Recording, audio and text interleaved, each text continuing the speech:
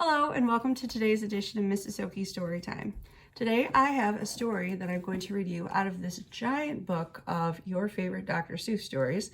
It has about 13 stories in it, and today I'm going to read to you one of my favorites, which is called The Sneetches. It's a very big book, so bear with me as we go through here. Now, the star-belly Sneetches had bellies with stars. The plain-belly Sneetches had none upon theirs. Those stars weren't so big. They were really so small. You might think such a thing wouldn't matter at all. But because they had stars, all the star-belly Sneetches would brag, "We're the best kind of Sneetch on the beaches." With their snoots in the air, they would sniff and they'd snort. "We'll have nothing to do with the plain-belly sort." And whenever they met some, while they were out walking, they'd hike right on past them without even talking. When the star-belly children went out to play ball, could a plain belly get in the game? Not at all. You could only play if your bellies had stars, and the plain belly children had none upon theirs. When the star-belly Sneetches had frankfurter roasts, or picnics, or parties, or marshmallow toasts, they never invited the plain-belly Sneetches. They left them out cold in the dark of the beaches. They kept them away, never let them come near, and that's how they treated them year after year. Then one day, it seems, while the plain-belly Sneetches were moping and doping alone on the beaches, just sitting there wishing their bellies had stars, a stranger zipped up in the strangest of cars. "My friends," he announced in a voice clear and keen, "my name is Sylvester McMonkey McBean, and I've heard of your troubles. I've heard you're unhappy, but I can fix that. I'm the fix-it-up chappie. I've come here to help you. I have what you need, and my prices are low, and I work at great speed, and my work is 100% guaranteed." Then, quickly, Sylvester McMonkey McBean put together a very peculiar machine, and he said, "You want stars like the star-belly Sneetch? My friends, you can have them for $3 each. Just pay me your money and hop right aboard."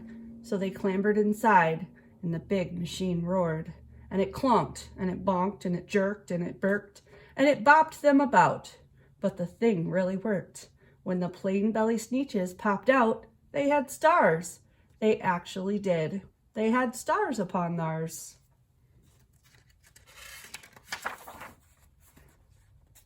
Then they yelled at the ones who had stars at the start, "We're exactly like you. You can't tell us apart. We're all just the same now, you snooty old smarties, and now we can go to your frankfurter parties." "Good grief," groaned the ones who had stars at the first. "We're still the best Sneetches, and they are the worst. But now how in the world will we know," they all frowned, "if which is kind is what, or the other way round?" Then up came McBean with a very sly wink, and he said, "Things are not quite as bad as you think. So you don't know who's who. That is perfectly true. But come with me, friends. Do you know what I'll do? I'll make you again the best Sneetches on beaches, and all it will cost you is $10 eaches." "Belly stars are no longer in style," said McBean. "What you need is a trip through my star-off machine. This wondrous contraption will take off your stars, so you won't look like the Sneetches who have them on theirs." And that handy machine, working very precisely, removed all the stars from their tummies quite nicely. Then, with snoots in the air, they paraded about, and they opened their beaks and they let out a shout. "We now know who is who. There isn't a doubt. The best kind of Sneetches are Sneetches without."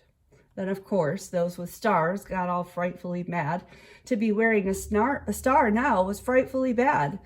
Then, of course, old Sylvester McMonkey McBean invited them into his star-off machine.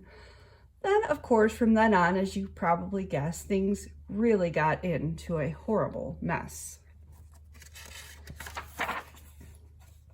All the rest of that day, on those wild screaming beaches, the fix-it-up chappie kept fixing up Sneetches. Off again, on again, in again, out again, through the machines they raced round and about again, changing their stars every minute or two. They kept paying money, they kept running through, until neither the plane nor the Starbellies knew whether this one was that one, or that one was this one, or which one was what one, or what one was who. Then, when every last cent of their money was spent, the fix-it-up chap, he packed up and he went. He laughed as he drove in his car up the beach. They will never learn. No, you can't teach a Sneetch.